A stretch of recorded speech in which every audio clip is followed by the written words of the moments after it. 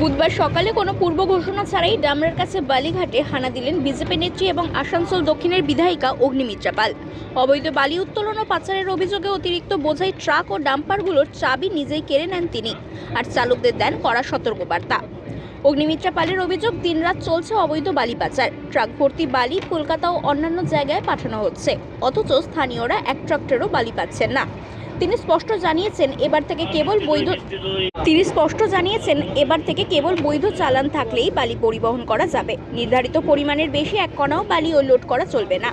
Police প্রশাসনের ভূমিকারও তীব্র সমালোচনা করেন বিধায়িকা। তার বক্তব্য, এত বড় অবৈধ বালি পাচার চললেও পুলিশ নীরব দর্শক, এটা অত্যন্ত লজ্জাজনক বিষয়। তিনি হুঁশিয়ারি দেন, অবৈধ বালি উত্তোলন যদি অবিলম্বে বন্ধ না হয় তাহলে আমি নিজেই রাস্তায় নেমে আটকাবো। বিধায়িকার এই চাঞ্চল্যকর অভিযানে খুশি সাধারণ মানুষ। এলাকাবাসীদের দাবি,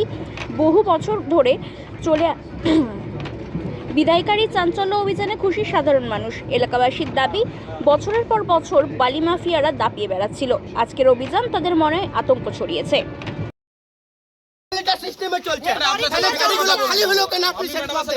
আপনি জবাব দেন।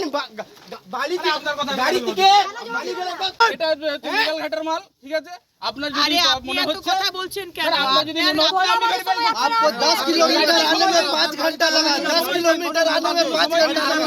आप पूरा सेटिंग करके आ रहे हैं। করছি, এটা তো লিগ্যাল ঘাটের, আপনি ভেরিফাই করতে এটা লিগ্যাল ঘাট নয়। আপনি আমার সাথে তর্ক করবেন না। এটা হীরাপুরের লিগ্যাল ঘাট। আমার দেখা তো, আমি তো মাফিয়াদের নিয়ে কাজ করি না। আপনি আমাকে চালান দেখান। তার জন্য সময় লাগবে, ভেরিফাই করতে হবে, সময় লাগবে। তাই জন্য তো আপনাদের এত সময় লাগবে, ভেরিফাই করতে হবে। আপনাদের এত সময় লাগলো আসতে। ওরা আপনাকে চেনে না, ওরা ভয় পালিয়ে যায়। ওরা তো ভয় পালিয়ে যায়, ওরা তো চেনে না, ওরা আপনাকে চেনে, আমরা চিনি। आप लोग पूरा सजा कर आ रहे हैं ना। আপনি আপনার যা সেটা আপনি আপনার মতো করুন, কিন্তু এটা তো লিগ্যাল ঘাটের মাল। पूरा सजा कर आ रहे हैं। আপনি আমার এটা সাথে লিগ্যাল তর্ক ঘাটের মাল। করবেন না। আমি তর্ক করছি না আপনার সাথে, আমি ফ্যাক্টটা বলছি। আমি এফআইআর আমি আপনি আপনার কাজ করুন। আমি ম্যাডাম ফ্যাক্টটা বলছি আপনাকে। আপনি আপনার কাজটা করুন। আমি আমার আপনার কাজ কাজটা করছি, সেটা তো বলছি। আমি আপনাকে ফ্যাক্টটা বললাম ম্যাডাম, যে এটা হীরাপুরের লিগ্যাল ঘাটের মাল। যদি আপনি আমাকে চালান দেখান। সেটার জন্য সময় লাগবে। একটা ড্রাইভার কাগজে কি বুঝবে? ওর দায়িত্ব হচ্ছে গাড়ি চালানো। গাড়ি চালানো,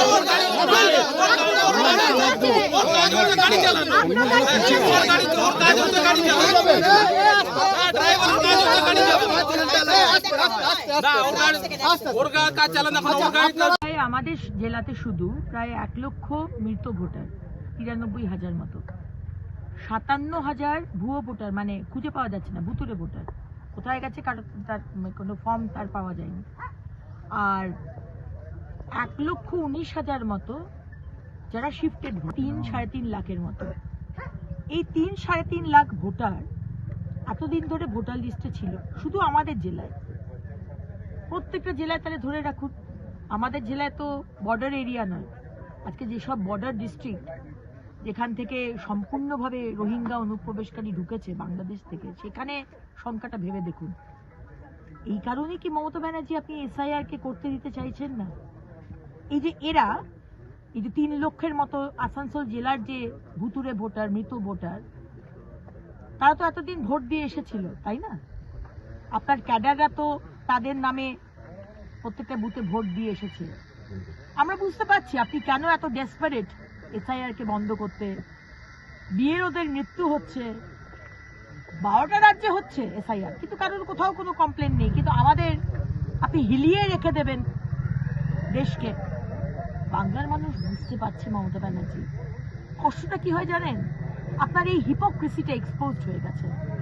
2005 সালে যখন আপনি মুখ্যমন্ত্রী ছিলেন না, আপনি কিন্তু পার্লামেন্টে দাঁড়িয়ে আপনি কিন্তু প্রতিবাদ করেছিলেন। আমরা সম্মান জানাই সেই প্রতিবাদকে। আপনি বলেছিলেন সিপিএম গভর্নমেন্ট ঢোকাচ্ছে বাংলাদেশি মুসলমানদের, কিন্তু মুখ্যমন্ত্রী হওয়ার পরে আপনি 180 ডিগ্রি চেঞ্জ হয়ে গেলেন, কারণ এরাই তো আপনার ভোটার হয়ে গেল।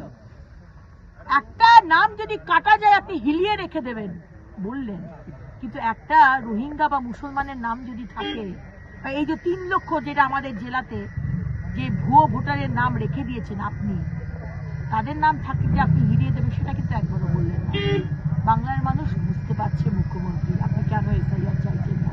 এসআইআর হবে, 2026-এর ভোট স্বচ্ছ ভোটার রোলের ওপর হবে, আপনি নিশ্চিন্তে থাকুন। এখানে মোটামুটি শয়ে শয়ে বড় বড় গাড়ি দাঁড়িয়ে আছে, বুঝলেন তো। হয়তো সেগুলো রাত্রে বার হতে পায়নি। কিসের বাড়ি? বালির গাড়ি, আচ্ছা, দামোদরের ঘাটে, দামোদর ঘাটে বালির গাড়ি দাঁড়িয়ে আছে। আপনারা তো এখানকার লোকাল, আপনারা রোজ কি দেখছেন এরকম? প্রায় দেখতে পাওয়া যায়। কি দেখতে পান? মেন ব্যাপারে রাত্রে চলো তো, আমরা ধরুন সচরাচর রাত্রে বাড়ি ঠান্ডার সময় বাড়িতে থাকি, দেখতে পাওয়া যায় যে বড় বড় গাড়িতে বালি লোড হয়ে যাচ্ছে। আগেও যেত, এখনও যাচ্ছে। আপনারা জানিয়েছেন কখনো কাউকে? জানানো তো হয়েছে কিন্তু কিছু হয়নি। আজকে কি দেখলেন? আজকে কি হলো? আজকে ওই দেখলাম যে গাড়ি দাঁড়িয়ে আছে, তারপর কি কে এসছে? তারপর আমাদের এমএলএ সাহেব এসছেন। পুলিশ এসছে? উনি না, পুলিশ আসেনি। আপনারা কি চাইছেন? 7:30 থেকে। আপনারা কি চাইছেন? এই অবৈধভাবে বালি বন্ধ হোক, অবৈধ বালি বন্ধ হোক, আমরা এটাই চাইছি। আপনার নাম? সঞ্জীব ভাইয়া।